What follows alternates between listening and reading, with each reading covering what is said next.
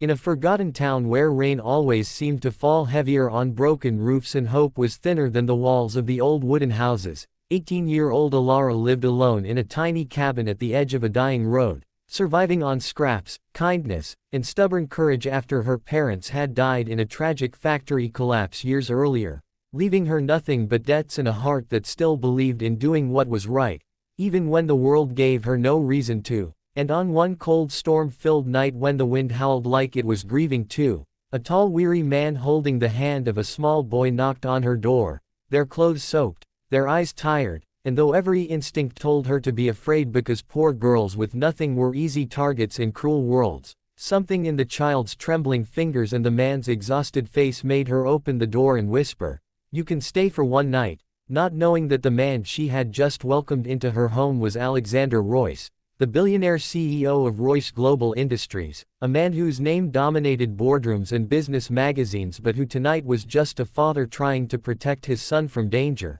And as Alara made them soup with the last of her potatoes and bread, she noticed how the man's hands shook not from cold but from fear, and how the little boy, Liam, kept glancing at the door as if expecting someone terrible to burst in at any moment. And slowly the truth spilled out that they had been running from men who wanted to hurt them because Alexander had refused to sell his company to criminals who were laundering billions through fake investments. And though Alara barely understood what a CEO even was, she understood fear, and she understood bravery, and so she hid them in her tiny attic when black SUVs rolled past her cabin, their headlights slicing through the rain like knives, and her heart pounded as she prayed they would not stop. And when they finally drove away, Alexander looked at her with eyes full of gratitude and whispered that he would never forget her kindness, but Alara only smiled sadly because kindness was the only thing she owned. And over the next hours they talked about their lives, about how Alara dreamed of becoming a nurse but could not afford school,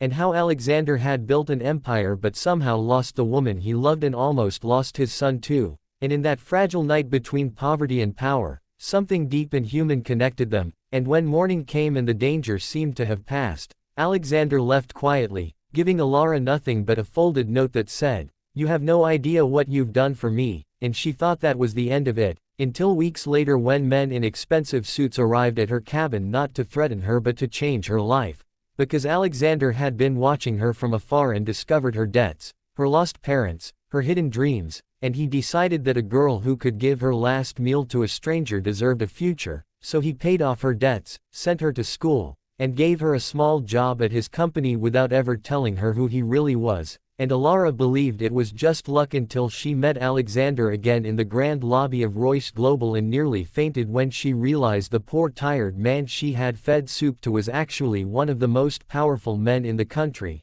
and the shock turned into fear because she thought he might now look down on her, but instead he smiled warmly and thanked her again in front of everyone. And whispers spread like wildfire as executives stared at the poor girl who had somehow touched the heart of their ruthless CEO. And as Alara struggled to adapt to a world of glass offices and suits, she faced jealousy, lies, and sabotage from people who hated that